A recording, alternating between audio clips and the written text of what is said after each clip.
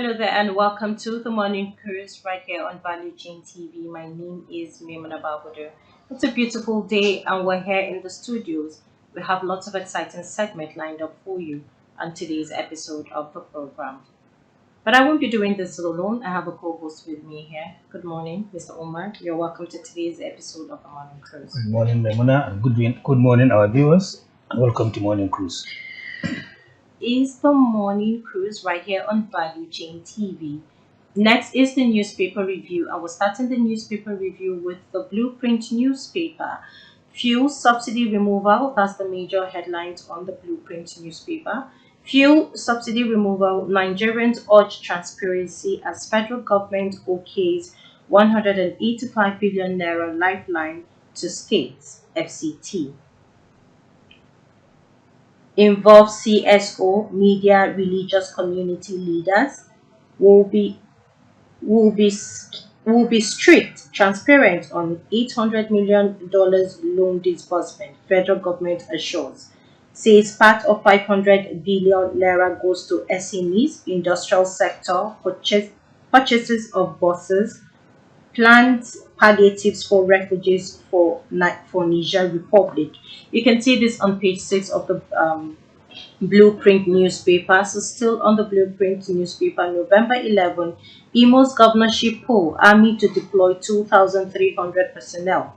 You can find this, you can read up more on page 8 of the Blueprint newspaper. Nasarawa Guba Tribunal, PDP star witnesses admit inflating figures against APC. You can read more on this story on page 7 of the Blueprint newspaper. And we're still on the Blueprint newspaper. We lost 36 personnel in Niger ambush helicopter crash, says DHQ. You can find the story on page 13 of the newspaper. MTN Nigeria to raise 100 billion naira to support working capital and orders. You can find this on page 23 of the Blueprint newspaper. Nigeria lost $42.37 trillion to crude oil theft in 11 years, says NEITI. You can find this on page 22 of the Blueprint newspaper. And then lastly, on the Blueprint newspaper, we have First Bank unveils Digital Experience Center in UI. You can find the story on page, I beg your pardon, on page 22 of the Blueprint newspaper. Well, Memuna, the story that is very interesting to me is that of the palliatives that the federal government has earmarked 285 billion naira lifeline to states. Yeah. And there are reservations in some quarters that the governors will not do the needful. If you remember what happened during the NSAS, after the NSAS protest, before then, the then Humanitarian Affairs, Dia Umar Farouk, told Nigerians that she had spent a little over 300 billion on the procurement of food items and other things that will help cushion the effect of COVID-19. But Nigerians didn't believe her. But after the NSAS protests, we realized that actually those items were procured and they were given to states, but they didn't distribute them to the people. Exactly. Most state governments, rather governors, decided to hoard these palliatives in warehouses, and it got to a point that in some states, even in Abuja, as at that time, people had to go vandalize these warehouses, to move these foodstuffs. But we really hope that this time around, these palliatives will be given to the right people that are meant to have this palliative. So, Mr. Umar, what do you have for us on Daily Trust? On Daily Trust newspaper, the lead story is AU opposes military action as ECOWAS readies forces. That's the lead story on Daily Trust. And on the top left, we have still on palliatives.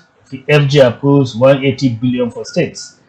And there is another story. Military says three officers, 27 soldiers killed by terrorists in Niger State. And still on the Daily Trust, where there's this story: Nigeria complex, but not too difficult to manage, says Tinubu. And bottom of the paper, there is this report of bribery allegation, which they say hits up Kano Election Petitions Tribunal. There is this allegation that money changed hands, or some attempted to bribe the officials that are sitting atop of the tribunal in Kano. The fate of Abba Kabir Yusuf will be decided, the courtesy of petition by the APC governorship candidate. These are the stories in the Daily Trust, and most interesting or the leading story is on the readiness by ECOWAS to invade Niger Republic to reinstate the government of Mohamed Bazoum, which the military junta ousted. And the African Union is opposed to military action. I don't know what actually happened that they are making a U-turn now. Initially, they agreed to assist ECOWAS in an event of invasion, and now that ECOWAS is trying to activate its forces, the AU is opposed to this invasion of Niger. I don't know whether it is because they don't want the conflict to escalate. It's possible as of the last meeting that they had, where everyone was excited that at the end of the day, hoping for a better and a cooler resolution to end the whole Niger crisis. It's possible they never came to a conclusion, or at the end of the day, the meeting was not a productive one. Well, we still keep our eyes open, and we really hope that the war in Niger will end soon. So, Mr. Umar, on the Daily Trust newspaper, there's this particular story that caught my attention. Abuja housewife burst into tears as barrow pusher escapes with her foodstuffs. You can find this on page 16 of the Daily Trust newspaper. Now, this incident will, I know that with time people will experience such incidences, because we have high cost of food prices in the market. We have hungry Nigerians that are looking for their daily bread, and the way things are going, it's possible that that barrel pusher has not been able to see, one or two goods to push to either the market gate for him to get his daily money for that day. But hey, there's no excuse for stealing. There's no excuse for stealing. It doesn't matter what you're going through at that time. You should also, you're feeling that pain at that particular time. So why do you think stealing that person's foodstuffs would make you better and also calm the person down? Already at that stage, you've already transferred whatever issues you are having to that person, and that person will start feeling worried that, oh, I came to the market to purchase things, and at the end of the day I'm going home without nothing. I mean, at the end of the day, what explanation does she have to give the husband at the house, and also the kids? And if the husband is not the understanding type, there will be serious confusion. Of course, because he may not believe what of course. So the barrel pusher didn't do well at all. Exactly. That's act of wickedness. Yes. Still on the Daily Trust, there is this story: Jega to lead Carter Center delegation observation mission to Zimbabwe. That's it. There is going to be election in Zimbabwe very soon, and Jega, the former INEC chairman, is leading Carter Foundation to that observation mission to Zimbabwe. It is our prayer and hope that the Zimbabweans will conduct themselves orderly during the election, and they will accept the results. That there won't be any conflict at the end of the election. Exactly. So, is that all that we have for the Daily Trust newspaper? So we can move on to the Nation, and the major story on the Nation newspaper states awash with 180 billion naira subsidy pain relief cash. You can find this on page. There's no page listed here. Sorry, there's no page, so please take out the page. And also, we have Emefiele charged with fraud, abuse of office orders in Abuja. Still on the Nation newspaper, DHQ, 3 officers, 33 soldiers died in Niger ambush, NAF jet crash. Expat AK-47 can't shoot down a jet. This is really a sad story for the Nigerian military, and for those that lost their lives. We pray that the Almighty God give the family and their loved ones the fortitude to bear the loss, and also I sympathize with all Nigerians out there as well. So we're still on the Nation newspaper. Niger ECOWAS activates standby force, defense chiefs in Ghana. And also, just by the right hand side of the Nation newspaper, Transcorp consolidates power delivery in Africa. Ganduje leads Uzodinma Okorocha to Asu Villa. And then on sports, Toby Amusun cleared for World Championship. That's a very good one, and we really hope that she will make the country proud Proud, as yes, usual. yes. And Muslim has been making Nigeria proud. Yes, And we still have confidence in Of her course. that she will make Nigeria proud again this of time course, around. we still. She may come back home with a medal. We really hope so. Yes, yes. Mm. So that is all for the Nation, and next is the Punch The Punch, magazine. the Punch Newspaper, newspaper. I beg your Yes, yes. Banditry, North Central, Northwest plunge into 902 billion naira debt. Poor revenue persists. And just below the masthead, there's the leading stories. Labour faults 180 billion naira palliatives. Says governors will frustrate the program. Just like we discussed earlier. Yes, exactly. There are reservations in some quarters that the governors may not do the needful in cushioning the effects of the subsidy removal being experienced by majority of Nigerians. Yes. And bottom left, we have Emefiele, DSS drops firearms charge, 6.9 billion naira fraud case adjourned. You know, he was to be arraigned before the court yesterday. Yes, But yesterday. the absence of one of the defendants, Yes, that Mrs. Ramalani Ramalani, stole the arraignment. So a date has been fixed for them to appear in court again. And still on the Punch newspaper, we have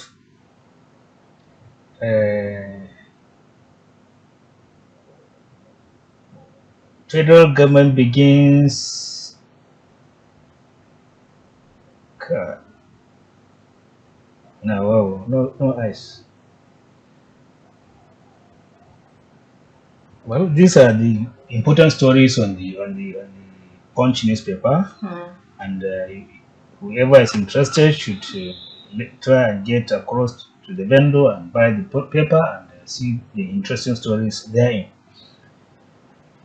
Okay, that is all for the newspaper. I beg your pardon for the Punch newspaper. Thank you so much, Mr. Omar. So, lastly, on the newspaper review, we'll be looking at the Guardian, and the major big story is multiple ex-governors turn godfathers, unsettle governance in state. You can find these big stories on pages 4 and 5 of the Guardian newspaper. And then also we have ECOWAS defense chiefs declare readiness to invade Niger. You can find this on page 6 of the Guardian newspaper. Relief as AIU clears Amusu to participate at World Championships. Still on that on spot on the Guardian newspaper.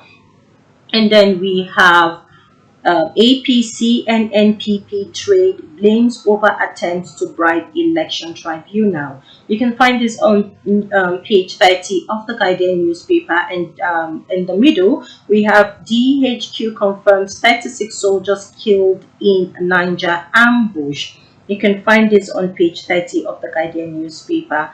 And then also Naira gains about 15% as dealers dump dollar counts losses. You can find this on page 16 of the Guardian newspaper. Now, Mr. Umar, over time in state, you get to find out that there are certain governors, these past governors, who have been able to, stay for, let's say, 2 terms, become godfathers of the state. And it's funny that most of them, are the ones that decide who is going to rule the state next after them.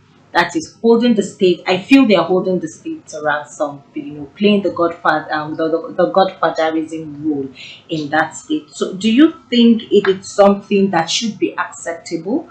Because I feel if you're done with your tenure and someone else is coming out to campaign, of course, there's nothing wrong in having godfathers in politics, but then when that particular person who is termed the godfather now decides to take serious, or rather some decisions that would affect the growth and the development of that state, knowing fully well that this person might not perform well, but because I am the godfather of the state and I say who takes my seat after my tenure. So, do you think this is really a good thing for states in Nigeria to, go alongside with these godfathers and accept whatever decision they take at the end of every elections? Why should the governors accept whatever decisions their godfathers take or ask them to do? Left for me, if I am elected into an office with the support of another person, maybe he financed my campaigns, he did so many things that led to my emergence as a governor or as a local government chairman. I don't think if it is obligatory on me to take whatever he tells me hook, line, and sinker. I should use my discretion and work for the people. The people elected me to serve them, not to serve the godfather. But sometimes you find out that these incoming governors that have already been sworn in as governors, at some point they stop taking directives from those godfathers, and you realize that there's a war. That's when we begin to have serious issues. Look at what happened between Ganduje and Konkos. Exactly. Look at what happened recently between Oyetola, the immediate past governor of Osun State, and his predecessor, Aregbesola. Aregbesola stood behind him. He did everything for Oyetola, but soon after he took oath of office, matters started falling apart. So, but I feel some sense of too much entitlement in it, because if you believe that I will deliver in that state and you have decided to give me your maximum support in bringing me out for campaigns, doing certain things to make people vote me, knowing fully well that I will deliver, do you have to keep calling the shots? It's not about delivery. Okay. It's about protecting the interest of the godfather, not the interest of the state. If at all the godfather has the interest of the state at heart, and so also the incumbent governor has the interest of the state at heart, so where would there be of course a conflict? So if the interest is mutual, I think we should be moving on the same lane. Of course. So the right. interests are not mutually beneficial. Maybe the governor may decide to do what is right, and his godfather may say, no, that's not how to go about it. Protect my interests first. Take this person, drop this, don't do this. By the time you begin to give him instructions, definitely there will be conflict. Of course. There will be conflict of interest. Of course. So we pray and hope that Nigerian politicians will realize the fact that this godfatherism is not going to give us the desired results. So the sooner we drop it, the better.